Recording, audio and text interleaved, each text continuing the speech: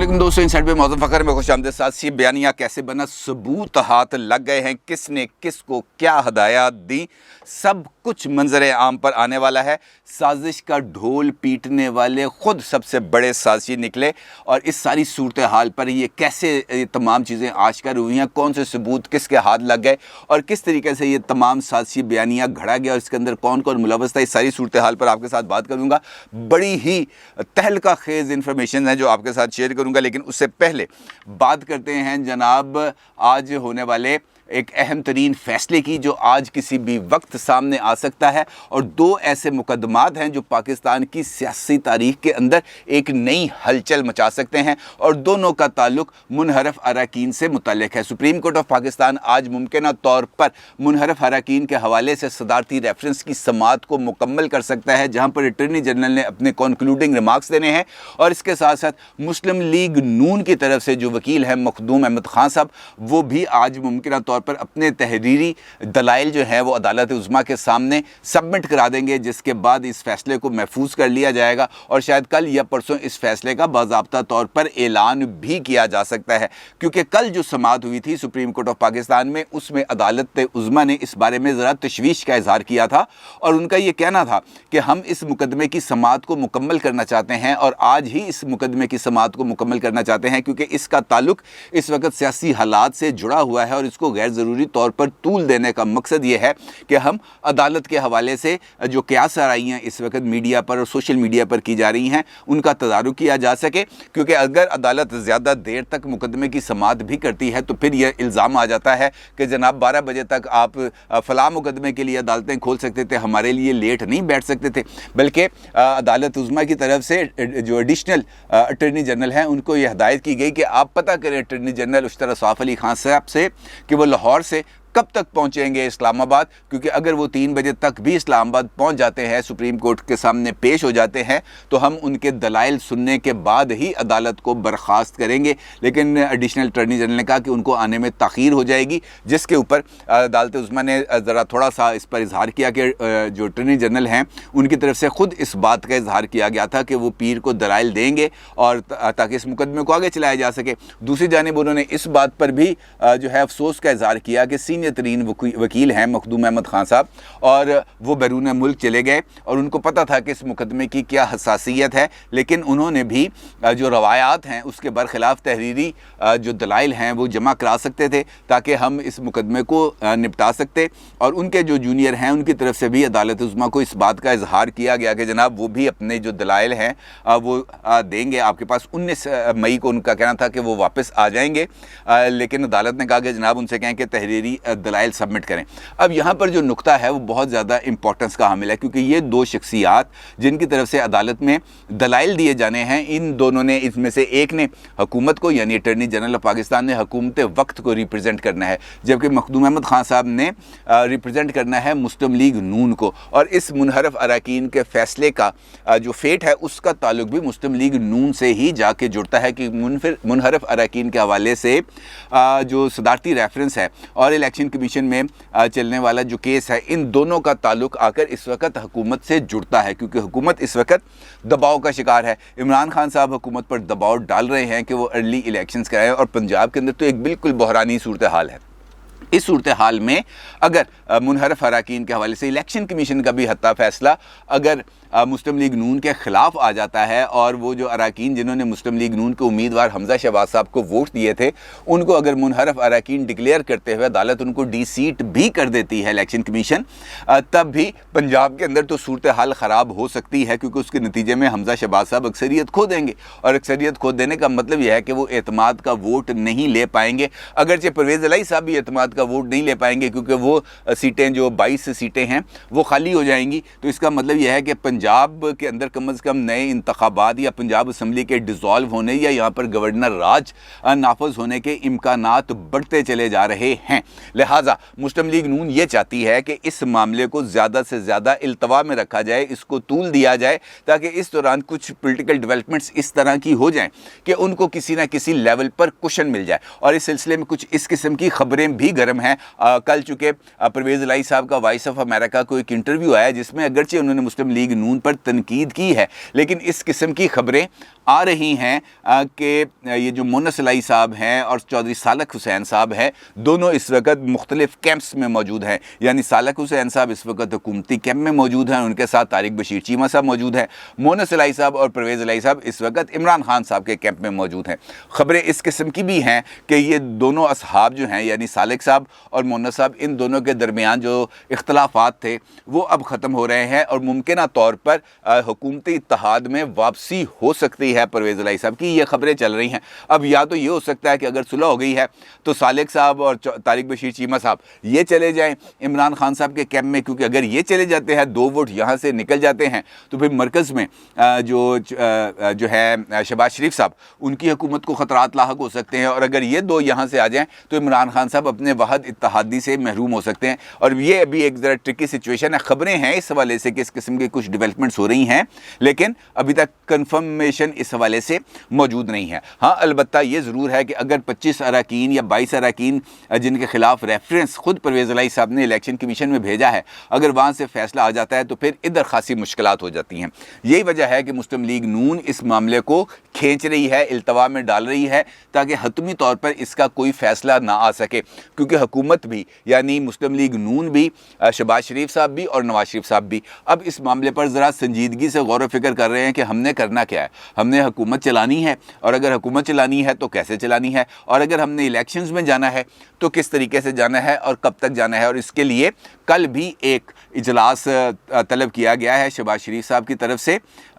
तलब किया गया था शहबाज शरीफ साहब की तरफ से, और उस इजलास के अंदर इस हवाले से गुफ्तगू हुई। और आज भी एक इजलास होगा जिसमें फ़ाइनल इस बात की हतमी शक्ल निकलेगी कि ये मामला कहाँ तक पहुँचेगा और इसके क्या नताइज निकलेंगे। यानी इलेक्शन होने हैं तो कब होने हैं, और अगर मौजूदा हुकूमत ने चलना है तो कैसे चलना है, मुश्किल फ़ैसले लेने हैं तो कौन कौन इसकी ज़िम्मेदारी लेगा, कौन कौन ओनरशिप लेगा, कौन इसकी सियासी कीमत अदा करेगा। लिहाजा एक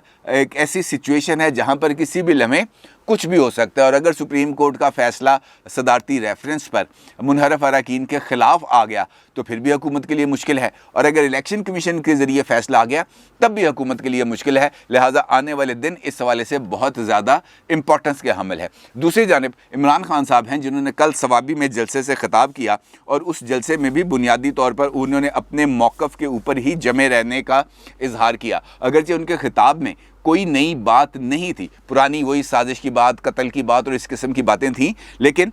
उनका ये ज़रूर कहना था ख़ास तौर पर इलेक्शन कमीशन के हवाले से कि इलेक्शन कमीशन वाले जो मामलात हैं ख़ास तौर पर मुनहरफ अरकान के, उनको संजीदगी से नहीं ले रहे। उनका ये कहना था कि सारी दुनिया को लोटे नज़र आ रहे हैं, अगर किसी को नज़र नहीं आ रहे तो वो सिर्फ़ इलेक्शन कमीशन है जिसको लोटे नज़र नहीं आ रहे, और वो नुक्ते ढूंढ रहा है कि किस तरीके से मुनहरफ अरकान को बचाया जाए। यानी इमरान खान साहब ने एक मरतबा फिर मुनहरफ अरकान के कंधे पर बंदूक रख के सिकंदर सुल्तान राजा साहब जो चीफ़ इलेक्शन कमिश्नर हैं उनका निशाना बांधा, उनको तनकीद का निशाना बनाया, क्योंकि इस वक्त वो ये समझते हैं कि इलेक्शन कमीशन से जो भी फैसले आ रहे हैं वो पाकिस्तान तहरीके इंसाफ के ख़िलाफ़ आ रहे हैं। लिहाजा इलेक्शन कमीशन मशकूक है और इलेक्शन कमीशन की हमदर्दियाँ नून लीग के साथ हैं। अगर फैसले हक़ में आ जाएँ तो सब बल्ले बल्ले, और अगर ख़िलाफ़ आ जाए तो फिर नून लीग है। और ये पुराना वतीरा है, हमने पुरानी सियासत के अंदर भी देखा था और नए पाकिस्तान की सियासत के अंदर भी हमने यही रविश देखने में आई है। फ़ैसला हक़ में आ जाए तो सब अच्छा है और उसके बाद तनकीद शुरू हो जाती है। हाँ, अलबत्ता इमरान खान साहब ने ये ज़रूर कहा कि मैं चूँकि सवाबी में ख़िताब कर रहा हूँ, KPK में ख़िताब कर रहा हूँ, लिहाजा ये बात कहना और यहाँ पर जो हमारे पख्तून भाई हैं उनकी वफ़ादारी को दाद देना भी गलत नहीं होगा, क्योंकि KPK में से जो हुक्मरान इत्तेहाद है उसको सिर्फ़ एक मुनहरफ रुकन मिला और उसका नाम है नूर आलम खान। बाकी तमाम के तमाम पाकिस्तान तहरीके इंसाफ के नज़रिए के साथ खड़े रहे, लिहाजा मैं उनको सल्यूट पेश करता हूँ। यानी बुनियादी तौर पर सवाबी के अंदर इमरान खान साहब का जो जलसा था वो उसके अंदर कोई नई बात नहीं थी, माँ सिवाय इसके कि ये जो केसेस चल रहे हैं इन केसेस के हवाले से इमरान खान साहब ने इन आइनी इदारों पर अपने दबाव में इजाफा किया ताकि वो जो रिज़ल्ट्स हैं वो ले सकें और जल्द अज जल्द ले सकें, लॉन्ग मार्च से पहले ले सकें, ताकि वो अर्ली इलेक्शंस की तरफ जो उनका दबाव बढ़ाने का सिलसिला है वो आगे बढ़ सके। क्योंकि अगर पंजाब के अंदर एक बहरानी कैफियत हो जाती है तो फिर मरकज़ में भी मुस्लिम लीग नून को हुकूमत संभालने का कोई फ़ायदा नहीं होगा, क्योंकि पंजाब ही बैटल ग्राउंड है जहाँ पर असल लड़ाई होनी है। क्योंकि जो पंजाब जीतता है वही मरकज़ में जाकर हुकूमत बनाता है। लेकिन अभी तक बहुत सारी चीज़ें ऐसी हैं जिन्होंने तय होना है कि किस तरीके से जाना है। और इसी सूरत हाल में इमरान खान साहब भी अपने आप को अगर देखें तो वो कुछ ज़्यादा कंफर्टेबल पोजीशन में नहीं है, क्योंकि उनकी सियासत बेस करती है साजिश के ऊपर, साजिशी नज़रिए के ऊपर जो वो लेके चले हैं कि मुझे हुकूमत से निकाला गया, जो बाइडन इंतज़ामिया की तरफ से निकलवाया गया, और यहाँ पर उनके सेटलर्स थे, उनके हैंडलर्स थे जिन्होंने मुकामी मीर जाफ़र और मीर सादिकों की मदद से ये सारे का सारा ड्रामा स्टेज किया और मुझे इक़्तिदार से निकाल दिया। ये वो कॉन्स्पिरेसी थ्योरी है जो वो लेके चल रहे हैं। लेकिन अब कुछ ऐसी डेवलपमेंट्स हुई हैं जिसके ज़रिए ये जो साजिशी बयानिया है इसके गुब्बारे से हवा निकल सकती है और हकीकत सामने आने के इम्कानात बढ़ चुके हैं। एक ट्वीट है जो मैं आपकी खिदमत में पेश करना चाहता हूं, और ये ट्वीट है डॉक्टर शहबाज गिल साहब की तरफ से, जो इमरान खान साहब के चीफ ऑफ स्टाफ रह चुके हैं। उनकी तरफ से इस बात का इजहार किया गया है कि सियालकोट में एक तरफ जानबूझकर इमरान खान को कोई सिक्योरिटी प्रोवाइड नहीं की गई और दूसरी तरफ उनके 2 मोबाइल फ़ोन चोरी किए गए हैं। अब तो बिल्कुल बुखला गए हैं। उन्होंने कहा कि आप तो बिल्कुल बुखला गए हैं। खान ने जो वीडियो बयान रिकॉर्ड करवाया है वो इन फ़ोन से नहीं मिलना। इमरान खान के जलसागाह जाने के बाद एयरपोर्ट से फ़ोन चोरी करवाए गए। यानी शहबाज गिल साहब ये कह रहे हैं कि इमरान खान साहब के फ़ोन थे, जब वो इस्लामाबाद से पहुँचे सियालकोट एयरपोर्ट पर तो वहाँ पर उन्होंने अपने फ़ोन किसी के पास रखवा दिए, या किसी दराज ताले में किसी भी जगह पर वो फ़ोन रखवा दिए। वो जलसे के लिए पहुँच गए। जब वो जलसे के बाद वापस आए हैं सियालकोट एयरपोर्ट पर तो उनके जो 2 टेलीफोन थे, मोबाइल फ़ोन्स, वो उनको नहीं मिले। अब बतौर chief of staff Shahbaz Gill साहब की ये जिम्मेदारी थी कि वो उनके इस जो एसेट है उसकी हिफाजत करते हैं। और इमरान खान साहब के फ़ोन तो आपको पता ही है, अल्लाह अल्लाह, उसके अंदर तो बहुत सारी चीज़ें अवेलेबल हैं, बहुत सारा मवाद अवेलेबल है। अगर इमरान खान साहब ने उस पर यकीनी तौर पर बहुत सारे सिक्योरिटी कोड्स लगाए होंगे, लेकिन ये फ़ोन अगर चोरी हुए हैं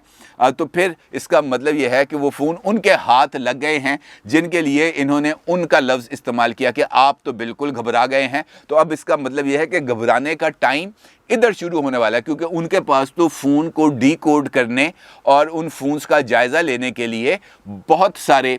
टूल्स मौजूद हैं, बहुत सारे सहूलियात मौजूद हैं। और अगर उन्होंने वो फ़ोन को खोल लिया और उस फ़ोन के डाटा तक रसाई हासिल कर ली तो फिर सब कुछ खुल जाएगा, फिर सब कुछ सामने आ जाएगा कि जनाब हकीकत क्या है। क्या ये साजिश हकीकत है? क्या इस साजिश का बनना हकीकत है, या इस साजिश का बनाया जाना हकीकत है? किसने किसको हदायत दी? व्हाट्सएप के ऊपर बहुत सारे मैसेजेस मौजूद हो सकते हैं। इस हवाले से जो ख़तरे की बात है वो अब इमरान खान साहब के लिए है, क्योंकि अगर ये चीज़ें हकीकी मानों में मुतल्लिका असहाब के हाथों में लग गई तो फिर पता ये चल जाएगा, साबित हो जाएगा कि ये जो साजिश कहने वाले हैं ये ख़ुद कितने बड़े साजिशी हैं, और इन साजिश के नतीजे में वो कौन से नताइज थे जो वो हासिल कर सकते हैं और वो करना चाहते थे। अब मुमकिन तौर पर अगर आप कल का सवाबी का जलसा देखें जो सियालकोट और फैसलाबाद के जलसे के बाद हुआ, तो इस जलसे में इमरान खान साहब का वो लबो लहजा नहीं था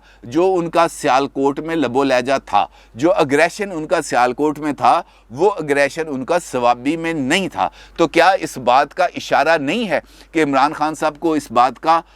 कोई इशारा, कोई हिंट या कोई इतला मिल गई है कि जनाब फ़ोन खुल गए हैं? और अगर फ़ोन खुल गए हैं तो फिर इमरान खान साहब की तरफ से सवाबी के जलसे में गैर मुल्की साजिश के हवाले से इतना ज़्यादा ज़ोर ना देना, सरसरी सा जिक्र करके गुजर जाना, अपने कत्ल के हवाले से कोई साजिश का ज़्यादा जिक्र ना करना, सरसरी सा जिक्र करके गुजर जाना, यकीनी तौर पर इस सिमत में इशारा है कि बहुत सारे लोगों के पास अब बहुत सारा मवाद पहुंच चुका है जो अनकरीब मेरे और आपके सामने भी आ जाएगा और इस साजिशी बयानिए से हवा निकल जाएगी। अपनी राय का ज़रूर इज़हार कीजिएगा। आपका बहुत शुक्रिया। अल्लाह हाफ़िज़।